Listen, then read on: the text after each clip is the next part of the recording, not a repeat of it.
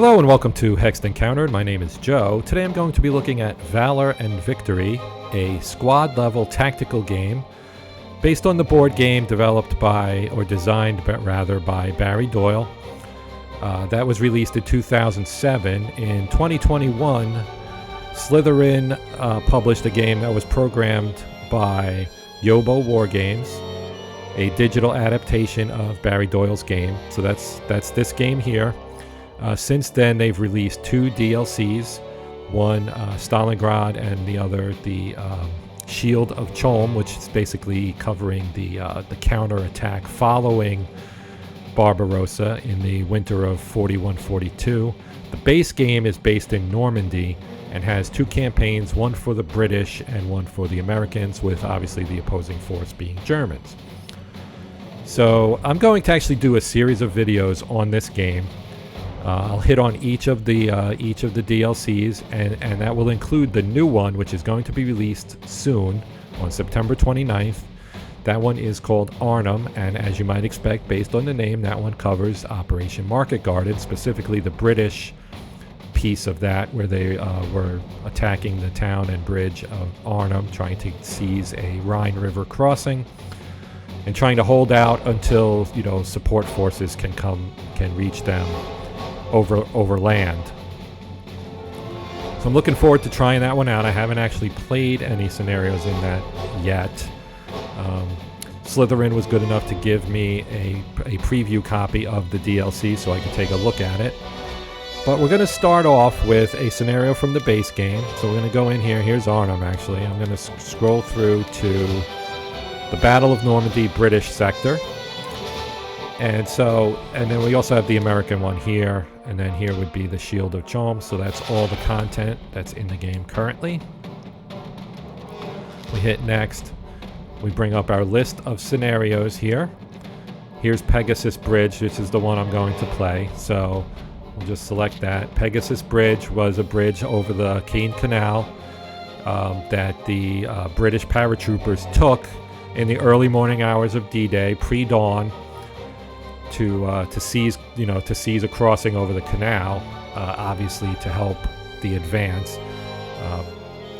As you probably know, if you're interested in D-Day history, there was a significant airborne element to the invasion. Obviously, everybody knows about the beaches and so forth, but there was a significant airborne element, and that some of that went well, some of it didn't go so well, and they got spread out, and a lot of things happened. And this game actually covers both the American side and the British side of that, so you get some of that kind of hairy, thrown into a bad situation kind of airborne stuff in this game as well.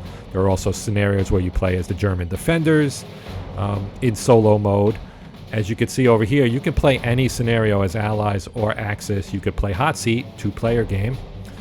You can turn the fog of war on or off. I like to play with it on because it's a more realistic feel for me. This is, as I mentioned, a squad-level tactical game, so it's very much in the vein of Advanced Squad Leader, Band of Brothers, Last 100 Yards, Old School Tactical, Lock and Load Tactical, games like that. You're going to be maneuvering counters. It's an adaptation of a board game. It's got a very board game look and feel to it, except everything obviously is automated in terms of having your die rolls done for you and lookups on charts and so on. This is a very straightforward game. It's not overly complex. It comes with a 99-page manual that explains everything very well, including how to create your own scenarios, which is really, really nice. So, as you can see, there's a setting for dice bias. You could change from no bias at all to give an advantage to either the AI or yourself. You could also change the length of the game, the length of the scenario in turns to again make it more difficult by shortening it, or make it easier by lengthening it. And then you have the type of scenario here. So there are three types in the game: objective, elimination, and exit. This is an objective one based on actually capturing specific hexes on the map. The elimination one, as you might expect, involves eliminating all the enemy units, and then the exit variety involves typically crossing the map and exiting off one of the map edges.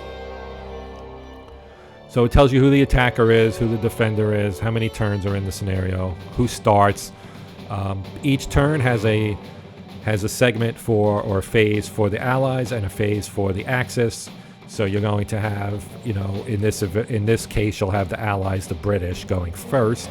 Then the Germans will go, and that would be turn 1. And then you'll go to turn 2, turn 3, etc. Within each turn, there are 5 segments, or five parts, I guess. There's a command phase, there's a fire phase, movement phase, defensive fire phase, and then an assault and advance phase. So those are your 5 phases, and each turn will move through those 5 phases. Then we'll switch, and the other side will get to do the same 5 things. So we can look at our order of battle here. Shows you the units that are in this scenario. The Germans have 2 leaders, 6 rifle squads, 2 machine guns, 2 MG-34s, and a PaK-40 gun. You can see here on the counters, the red number, the -2, that's his leadership modifier. And you actually want a bigger negative number here because it modifies the dice rolls. And lower is better in this game as far as the results table for combat. If you roll a 2, that's the best you can roll. If you roll a 12, that's bad. And there's a chart that is based on essentially the firepower rating, which is this first number, this 4, and then the die roll. It's really straightforward, really simple. It tells you how many hits or casualties there are, and your results can range from a miss to a pin to taking casualties and eliminating units and so on. The middle number here is the range of your weapon. So this rifle squad's weaponry has a firepower of 4 and a range of 6. The 5 is basically their defensive rating. It's not really a defensive rating, it's more along the lines of a casualty rating, which kind of just determines how tough they are, their survivability, essentially. Machine guns work kind of the same way. Firepower and range. Then you have firepower here with the gun. This D is its armor rating because it does have a shield denoted by this half hexagon here. So all the ratings for all the various units are well covered in the manual. If we skip over to the Allied side, you can see they have 3 leaders, 10 troops, or 10 squads rather, of paratroopers, 3 Bren Mark 1s, and 3 grenades. And you can see the E up here, that indicates these are elite units. Okay, so there's a stacking limit of 4, so each of these leaders will be stacked with 3 paratrooper squads, and there'll be a 10th squad that basically will act as a reserve. So I'm going to hit start scenario, it's going to kill the music, and we're going to jump right into the game. So here we are in game, command phase, as you can see up top, although it says turn 2 for some reason. We'll hit Allied, it goes back to turn 1, shows turn 1, Allied command phase. If we click command phase, that goes away. You'll see this bar down at the bottom with various icons in it. It's phase specific. So any stack with a leader can split their squads into half squads, and conversely can take 2 half squads and combine them into a full squad. You can swap weapons, your support weapons, so your MG-34s, etc., between units within a stack. You can lay smoke if you have that capability. We do not in this scenario. We also do not have any mortars or artillery or airstrikes available to us. That's what these 3 buttons do. And then this is our line of sight button. If you click this and click a unit or a hex, it'll show you the line of sight out of that hex. Pretty straightforward stuff. This minimizes the menu here. Up here we have the game manual, show or hide units, show the objectives, which are these 2 hexes right here, one on either side of the bridge. This is things you can turn on or off. Everything's turned on right now, so we do have smoke effect, bird effect, which is just birds flying overhead. Smoke effect, if we had vehicles and one was destroyed, you'd have a pillar of smoke rising, or if we laid smoke, you'd see the smoke on the map. Do you want to see the die rolls or just see the result? You can turn off the rolling dice to just get the result. It's a little bit faster, and you can turn on or off weather effects. This button will display all our keyboard shortcuts. There aren't a ton of them, but they're all straightforward. You show the menu, so if I hit this, I would hit M to bring it back. You could show your H is basic instructions or help, essentially. Scenario details, take a screenshot, show your objectives, show or hide your units. Some of the things that these buttons up here do are also in the keyboard shortcuts. So that is, and then this last guy here is the quit. So if you're getting smoked and you feel like rage quitting, there's your guy right there. All right, so we're gonna scroll. We're gonna zoom out. So you can zoom in, zoom out, move the map around. Let me zoom in, move the map around, etc., etc. So we're in the command phase. Can't do anything in this phase because none of these options really work. I can't split my squads because they're stacked. They're stacks of 4. Here's Mordo. He's got 1, 2, 3, 4. 3 full squads, as I mentioned before, plus the leader. That's 4. We won't be able to split anybody. Obviously, we can't combine. We don't have any half squads either. So we're just going to skip ahead to the fire phase. Now, fire phase, we can't do anything with this one either for a similar reason. Well, maybe not a similar reason. The reason this time is that you can't see any German units.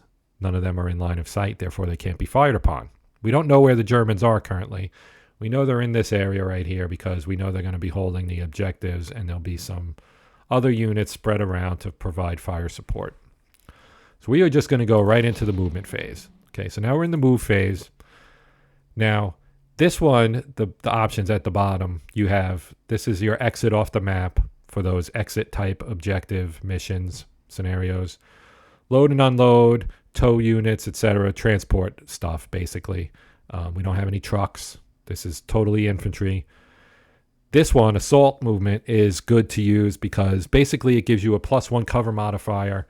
So you have your movement factor, but you gain +1. So when you're crossing a road or you're just in open terrain and you're basically a big old glowing target for the German machine guns, you can use this assault movement to kind of give yourself basic cover, take evasive action, crouch down, make yourself small kind of thing.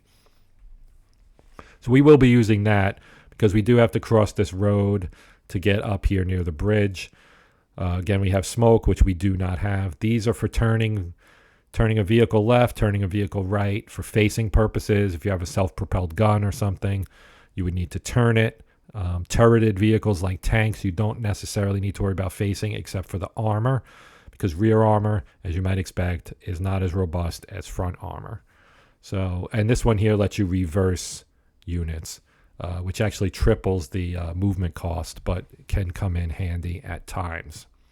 And our line of sight indicator here as well.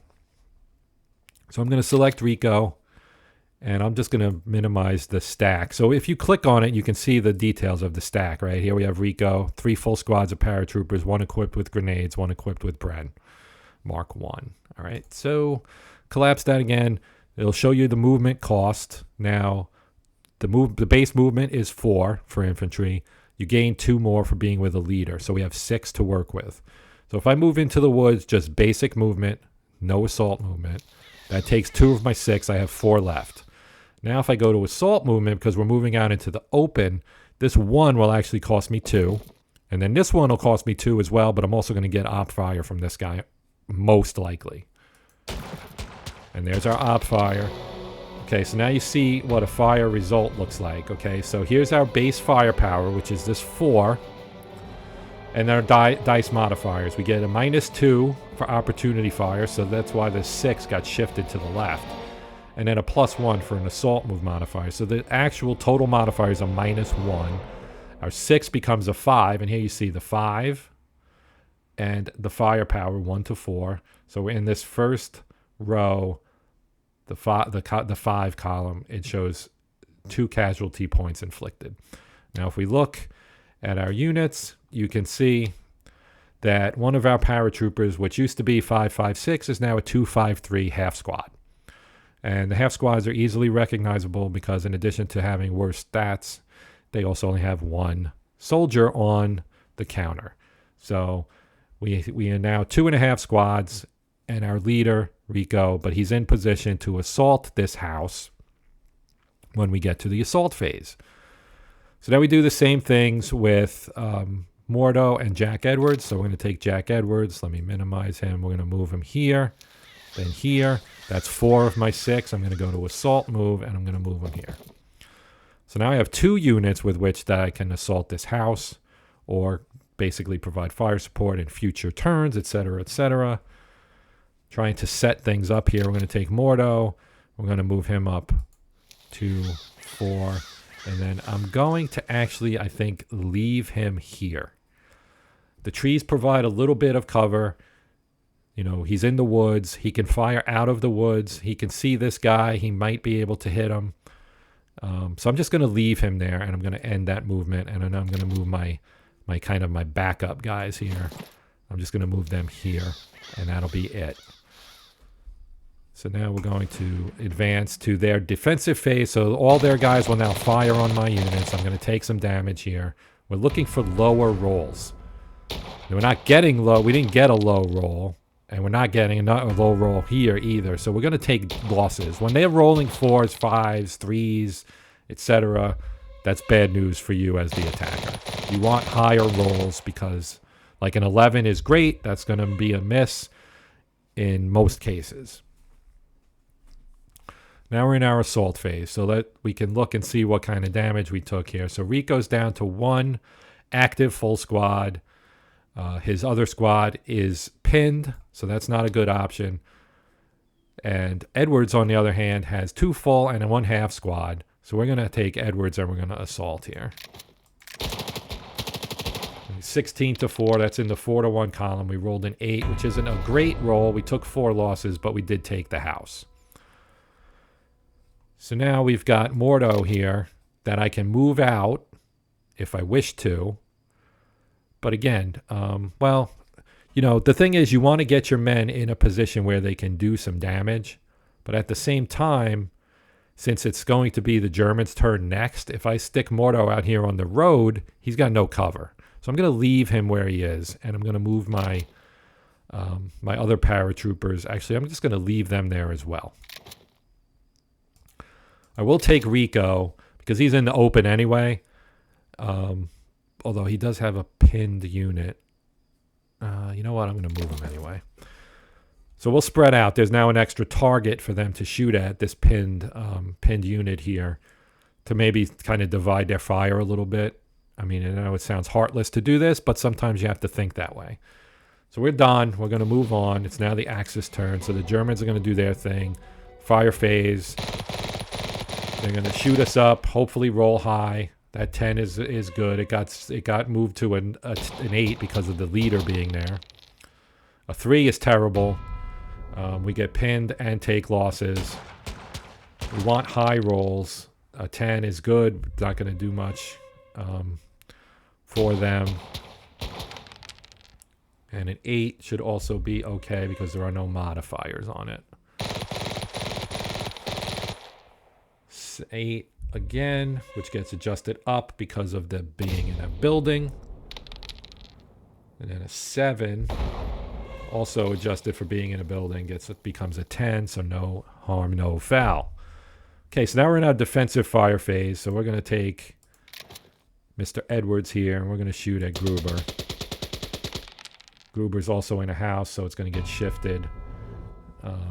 But we did some damage, so that's good. They took casualties. They're down to a half squad and the leader. So we're going to have Rico, who's pretty much all by his lonesome at the moment. He's going to take a shot anyway. It'll be a miracle if we actually do anything. And we actually did get the miracle, which is excellent. Because now we're down to just Gruber. Now we can see if he can see anybody else to try and take a crack at maybe this guy up here. Since he's already pinned and it's just a leader, I'm fairly confident I'll be able to knock him out pretty easily on my turn. So I'm going to take a crack at this guy up here. Rolled a 5, so that's a pretty good roll. We did pin him, so that's helpful. In theory, they'll have a chance to rally in my turn. So it might not be all that great. Now with Mordo, he can see this guy and only this guy. So he's going to fire at him. And a 9 is probably not going to do anything for us, and it did not. So this guy can't really do much. We're going to end here. They'll go into their advance. They won't move anybody, most likely, and then we're going to go right into our second turn. So now we're in our second turn. Rico's guy rallied, so we're back basically at full strength. And we're in the command phase. I don't have half squads that I can combine. So we're just going to skip into, well, let me check this real quick. Yeah, there's really not a whole lot I can do here. We're going to move to the fire phase. So now that we're in the fire phase, here's a question, right? Do we want to have Edwards, for example? I mean, there's no real harm in having him fire at some stuff, so we might as well. Maybe try to take the gun and hope to roll low, which we did not. That's always frustrating. Rico can see these guys, so we're going to take shots here and see if we can get lucky. And so far we have not.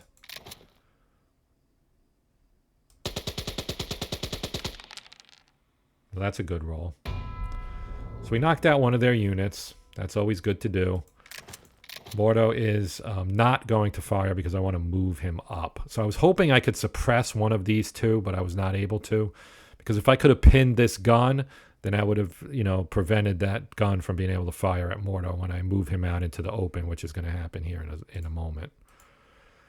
We're going to skip that. We're going to move to the movement phase. We're going to say, okay, we're going to go assault move out onto the road, and we can go 3. So now he's in a better position to actually put some fire on these two positions, because obviously this is one of our objectives right here.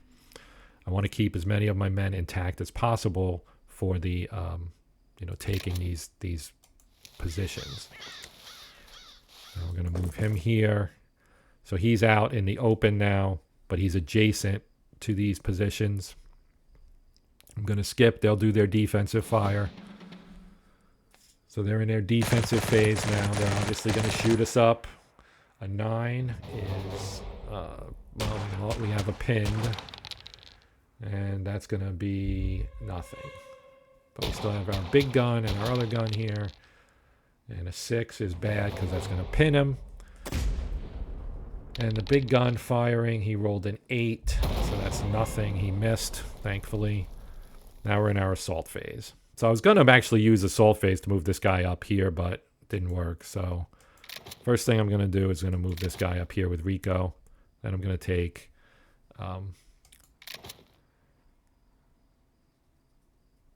yeah, so he's got a unit that's pinned. I guess we're going to use Edwards because he's full strength. We're going to just move in there.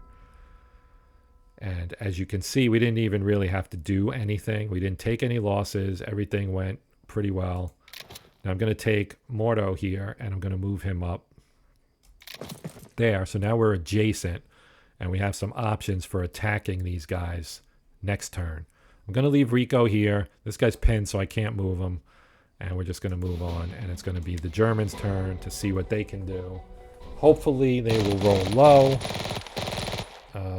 A 7, that's, becomes a 5, so that's not great. An 8 with no modifier is a miss. A 12, that's going to be a miss. And now our big gun will fire at somebody, I'm sure. And he rolled an 8, which is also going to be a miss. So that worked out okay in general. Okay, so we're on our defensive fire phase. Let me take my paratrooper here. He can only fire at that because of the house. Our 9's not going to do anything. We'll take Mordo. And we'll go for this guy. See if we can pin him at least. That's good. That's a good roll. We knocked him out. We've got Rico. Rico fire over here. Hope for a low roll, a 7. Which got adjusted up and out of the damage range for them to an 8. Okay, so Edwards will be our last shooter. We'll have him shoot at the gun. Hopefully we can pin it. We got an 8, so that's not... Oh, that did pin it. Okay, so we pinned the gun, which is good. Now we've still got up here, they have a full-strength squad with a leader and a machine gun, and then they also have a full-strength squad there. But we're in pretty good shape to move on to our turn. Our turn is coming up. So we're in the command phase. I'm going to take Rico, and I'm actually going to combine. So if we go in here and just select the 2 half squads and hit the combine button, presto, we have a full squad. So that's nice. And now we'll move on to the fire phase. Okay, so here's my thoughts strategically for this turn. I'm probably going to use Mordo to assault this hex, and I'm going to move Jack Edwards onto the bridge with an eye towards assaulting this hex. If I was successful at doing both of those things, we would actually win the game. So what I'm going to try to do is have Mordo fire here and have Rico fire here, because Edwards has to move. You can assault after firing, but you can't move after firing. So Edwards can't fire if I'm going to move him onto the bridge. Now, if I want to postpone it a turn and say, okay, I'm going to take my pack 40, I'm going to take my lower stanchion this turn because I still have 2 more turns. If I want to do that, and then I could have Edwards also fire on this hex or this hex. So let's actually play it a little bit more because he's in a house here, so he gets a little protection. So what we'll do first is we'll have Mordo fire at this hex, and we'll see what we get. And we rolled a 4, which is a great roll. So they're pinned and have casualties. So that's great for us. Now, actually, if you pin all their units, I believe you win automatically anyway. But we'll see, because I'm going to take Rico now with his 1 full squad equipped with a machine gun, and we're going to fire at this guy in a house. Probably not going to do anything because of that +3. So yeah, we missed. So now, but here's my choice. I can roll with Edwards and hope that he can take that, can pin this guy, because he's going to fire at us when we move. One thing I could do is if I go to the movement phase, right, and we take our paratrooper here and we move him up, this guy didn't fire. I was almost hoping he would draw some fire here. Let's move him up here, and there we go. He just fired some op fire at him. So yeah, we took casualties and got pinned, but he fired off his gun, so he's not going to be able to shoot at Edwards when Edwards moves up onto the bridge. So now, as long as I don't move up here and be in his line of fire, that's what this little target means. He'd get a free shot if I moved up here. Bad move, not going to do it.